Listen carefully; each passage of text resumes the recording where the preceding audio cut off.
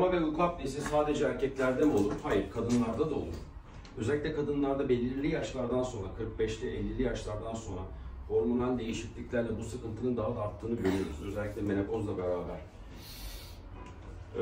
Tabii ki yine aynı prosedürleri uyguluyoruz. Hastamızın uyku testi sonucu var. Uyku apnesi tanısı almış ama tedavi bir türlü ilerlememiş. Ne yapıyoruz? Flexible endoskopik muayene yaparak özellikle geniz bölgesini değerlendirmemiz çok önemli. Hastamızın burnunda da bazı sorunları var ama sorun burundan kaynaklanmıyor. Burası geniz bölgesi, nasofarenks bölgesi. Görüntünü yapayım. Flexible endoskopun görüntü kalitesi biraz daha bozuktur. Bir horlaring yapın bakalım. İşte nasofarenks.